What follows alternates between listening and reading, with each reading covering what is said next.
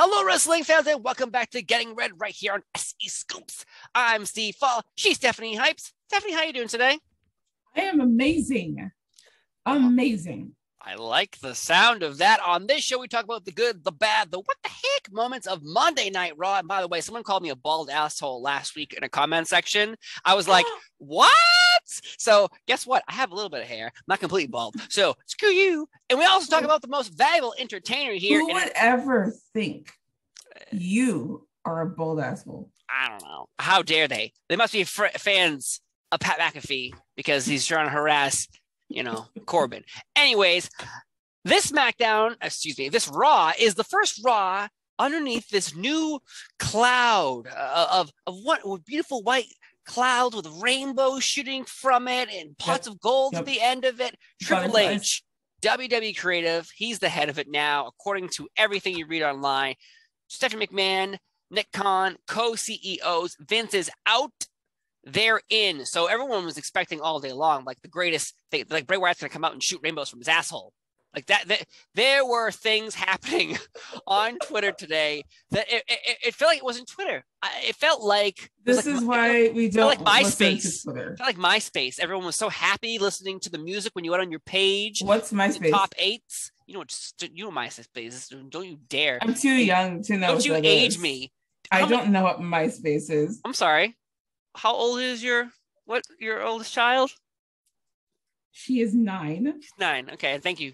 Let's move on to Monday Night Raw. We're talking about the good on this show. My good is the All-Stars. It felt like everybody from all the shows, Raw and SmackDown, were all together, and it's a good thing and a bad thing. It's great to see like Drew McIntyre and every single person you can think of is on this card because they're promoting SummerSlam. But yet SmackDown on Friday, is this going to just be the same thing? Or SmackDown's going to be a special like SummerSlam build up with like one tape match maybe because the next day on Saturday is SummerSlam in Nashville. So the good was having everyone here, but it also could lead into like the snake bit situation where you're like, well, that's great, but where's room for your smaller characters to get over if all your stars are on the show? So for instance, SmackDown's obviously 2 hours. You have less time. Ronda was at MSG in a off-camera moment. Dewdrop cut a promo in the ring saying, no one's going to get me out of this ring.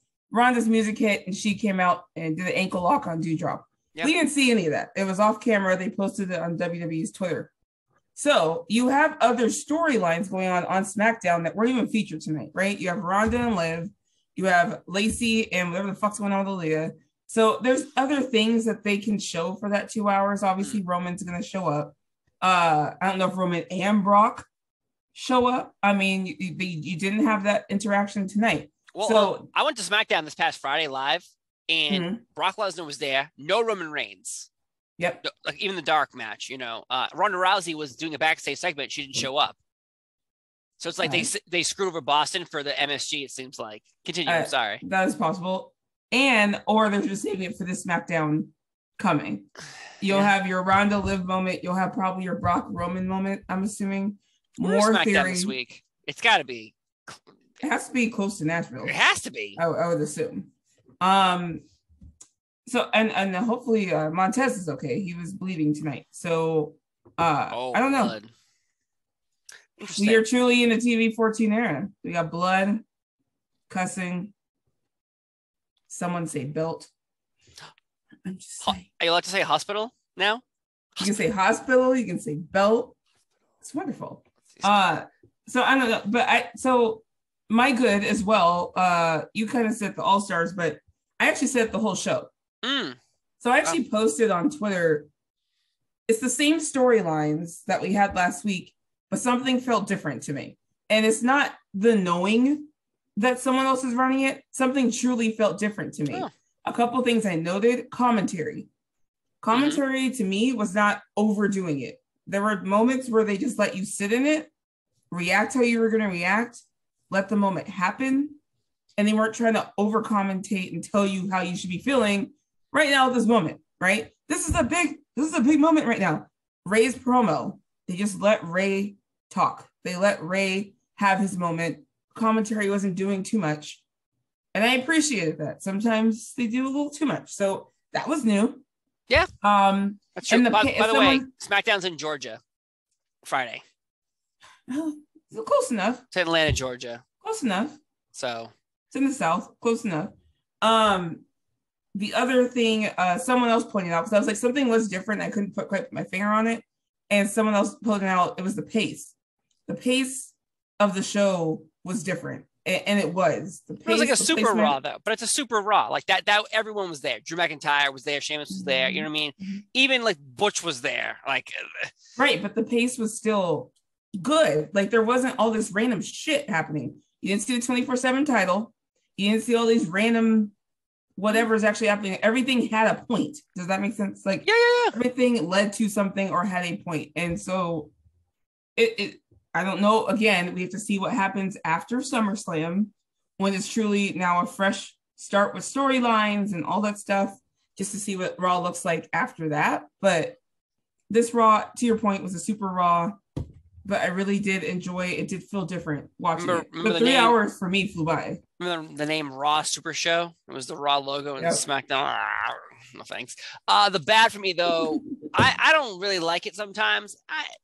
For some strange reason, it's odd to me that a celebrity comes in and is a babyface to some people, and some people love seeing celebrities.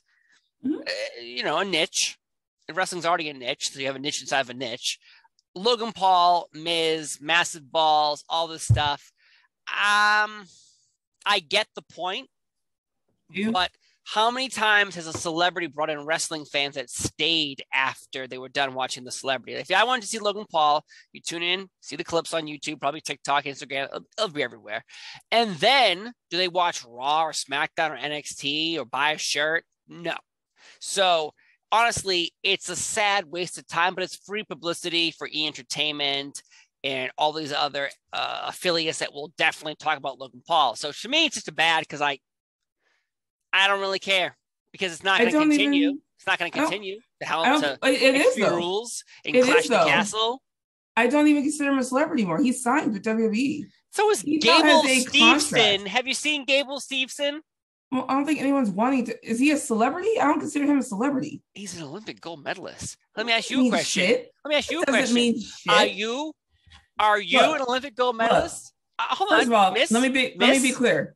Being an Olympic gold medalist is amazing.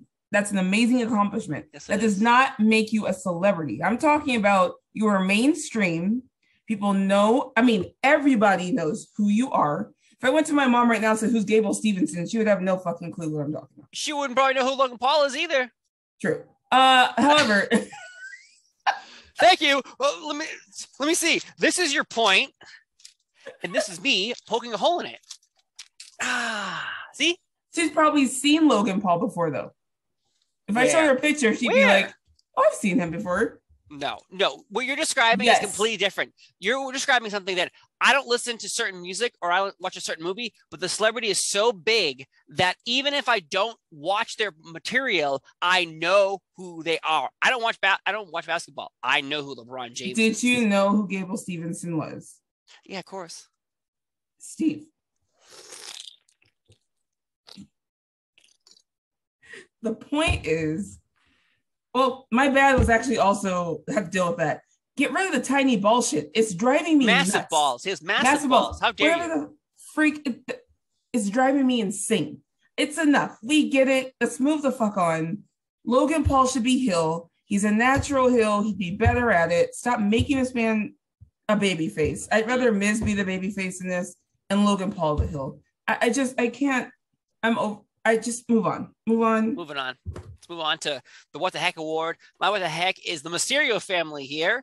And I know it's supposed to be a nice moment for Mysterio, but it's like sometimes they forget that our brains actually work and retain information.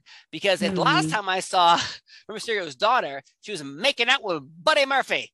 And everyone was like, I hate the storyline. And it kept going and going and going and going and going. And then one day it disappeared. Now everyone was wishing it to go away. Absolutely. But when it went away, everyone complained. I did not either. I hated that storyline. It didn't make any sense, and no one liked it because she was like, I think like 19, maybe. She was like 18 or 19, maybe yeah. some weird age gap, huge age gap, not weird, huge. And Yes. yet, I still want. I think conclusions are necessary, even if it's bad. Yep. Like, oh, buddy, I'm breaking up with you. I'm never coming back here again. Oh, she runs away. Is she going to be wrestling?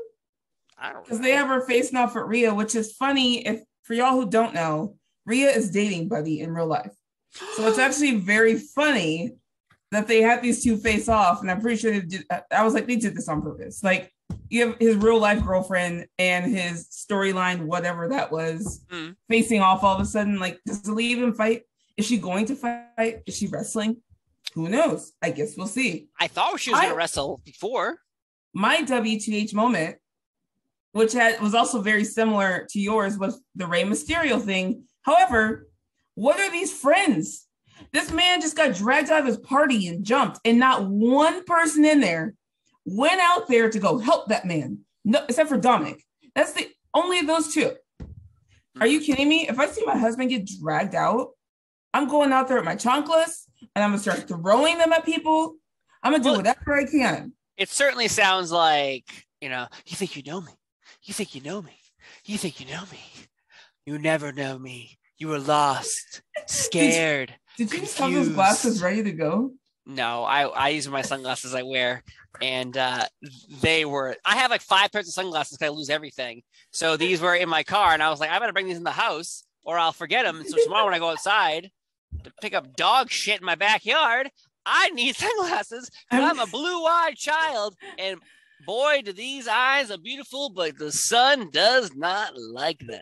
I was just very impressed that you had those there. I have a whole box of props you can see. No one can see beyond what you see here, okay? You have no idea what's happening on this side. But that's the point. Turn the camera around. Also, you know what I like? Turn the camera around. No, you don't want to see this mess. Also, the fact that they were watching TV the proper way. Everyone was like looking at the TV the normal way. Now, like, they weren't trained. They were like, oh, it hurts. Clearly, these are very untrained people in watching TV. But clearly, nobody went and saved Rey. Nobody helped. Like, maybe you should start reconsidering who your friends are, Rey Mysterio. Are we going to see a hologram of Eddie Guerrero on SummerSlam? He paid a lot of tributes to him tonight. Huge awesome. They like a lot. I'm not saying have like the hologram wrestle. I'm saying like honor people. Like, seriously, I talked to so many people, and so many people always bring up Eddie Guerrero. To me, I loved him, but like I didn't have this like emotional connections that some people have with him. I liked him, but some people are like, oh my God, he was the be all end all.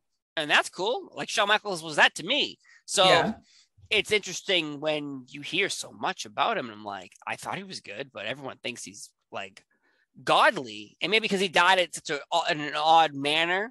And it was very unexpected and out of nowhere. I think a lot of people, including myself, thought he had a lot more to accomplish. I think he just about to level up. Yeah. And then suddenly it was going to be like, oh no, that sucks. But yeah, anyways, that was definitely my what the heck. WTH. Get some new friends, bro.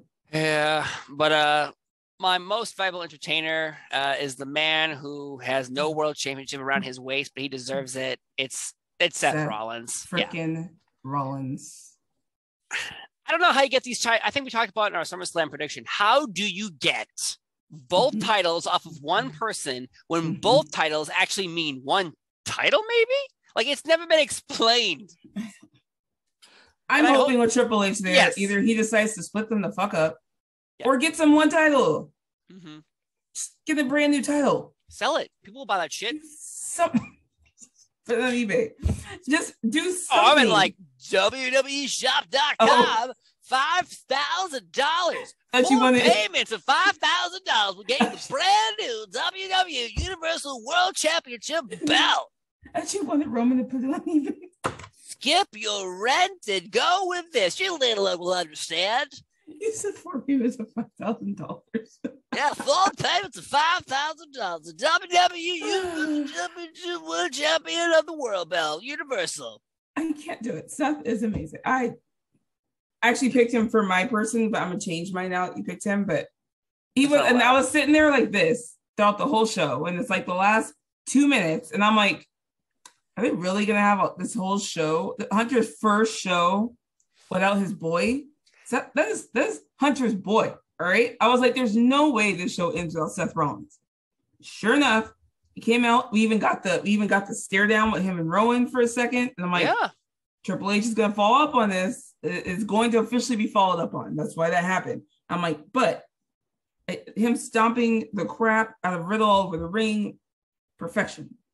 However, since that was your pick, I'm picking Victor Perry, the teacher from Brooklyn, who brought 17 kids to MSG tonight. And I'm just so happy for him. I love Victor. Happy. I love him. Oh, he's amazing. Amazing. He's doing amazing things with the wrestling club in his school. He's opening these kids' eyes to so much more in such a bigger world and their imaginations. And I appreciate it. They all went. They had a blast.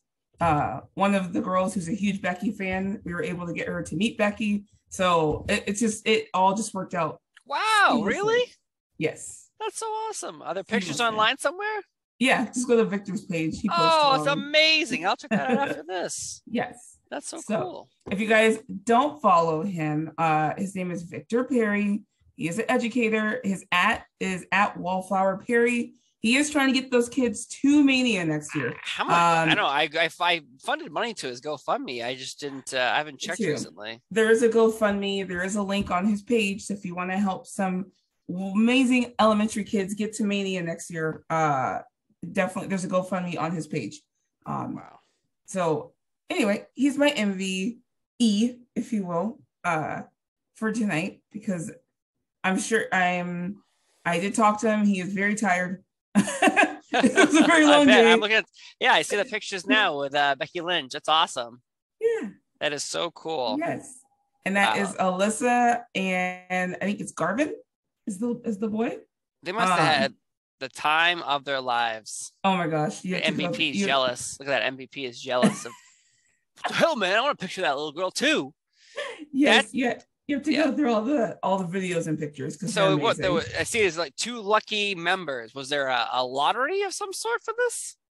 Alyssa, I guess you can't bring back 15 people to backstage sometimes. MSG has very, very strict and high security. Gotcha. So I'm just glad we were able to make this happen. Alyssa is the biggest little Becky Lynch fan. So we were able to make that happen. But I'm so happy for them. And they had the time of their lives. And that's awesome. Go support them. I know. They are from Brooklyn. They are amazing, smart, brilliant children. Not always the best living situations and stuff like that. So just support them if you can. Yeah, they love wrestling. I know. I did see pictures of them going there.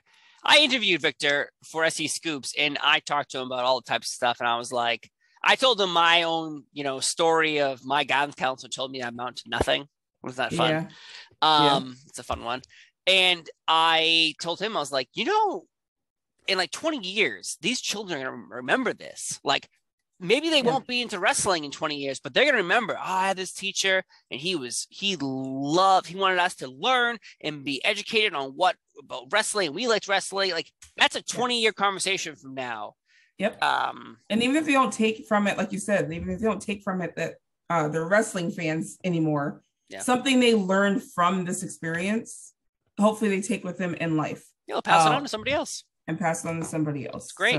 So you know what, Seth Rollins, you are out of here. Victor, you have been awarded the most prestigious award here on Getting Red, and that is the most valuable entertainer, and you did it tonight. That's amazing. Folks, thank you so much for watching another episode of Getting Red. We usually do a thumbs up, thumbs down, thumbs in the middle, so here we go. And then I got to edit a special interview that will air on NBC Sports Boston. Tony Khan, yes, right, I interviewed him. Oh, people were guessing all day long on Twitter. Somebody guessed right. Did anyone guess Tony Khan? One person, and I was like, should I DM them? I didn't even tell Victor Perry. He was DMing me. So who's it?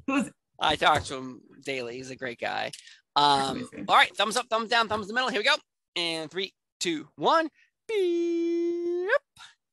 Boom. Double thumbs up. I agree. Raw tonight felt a little different. Someone lit a different candle and I smelt it and it smelled like delicious cookies. It did. So there you go, folks. Yep. Thanks for watching. I'm Steve Fault. She's Stephanie Hypes. Have a wonderful day and we'll see you next time. And bye. The Nick Aldis Wave.